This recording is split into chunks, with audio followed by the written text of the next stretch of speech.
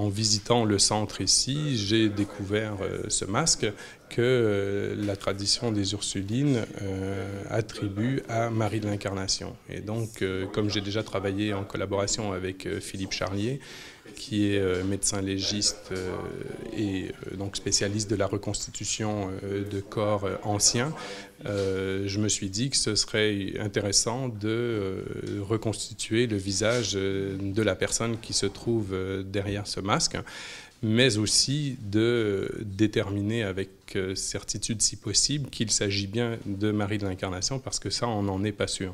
Donc il s'agit vraisemblablement d'un mortier composé de sable, de chaux et d'eau.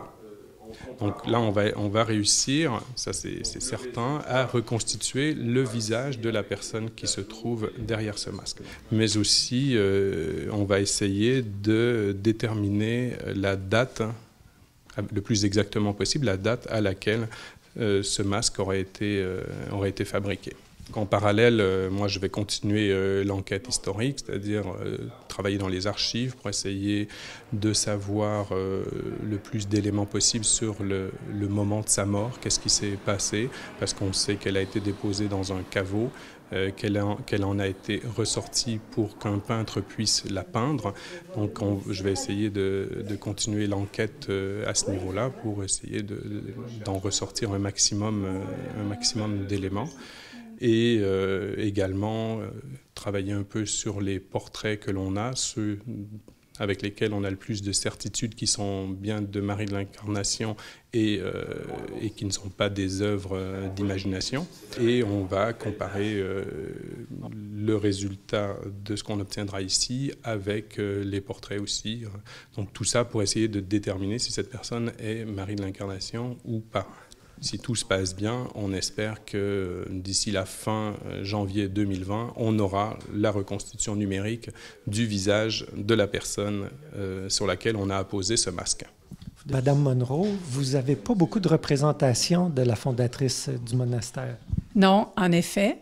On a celle-ci qui est, croit-on, un fusain qui aurait été fait en France avant son départ pour le Canada à l'âge de 40 ans.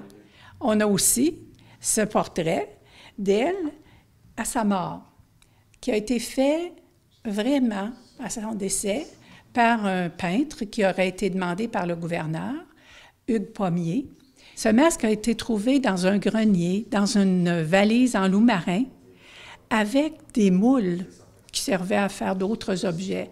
Donc, c'est ce qui me fait dire comment se fait-il qu'on n'a pas pris plus de soin de ce masque-là, alors qu'on a conservé avec soin le chapelet de Marie de l'Incarnation, des livres qui lui ont appartenu. Bon, mais c'est possible quand même. C'est que nous avons malheureusement perdu les premières archives, les premières annales, je devrais dire, à cause de l'incendie. Donc, c'était peut-être noté quelque part, ce masque-là, qu'il était celui de Marie de l'Incarnation, mais on n'a pas gardé aucune chose à cause de l'incendie. Ça pourrait nous donner un vrai visage de Marie de l'Incarnation, puis pour lequel on serait très heureuse, bien sûr.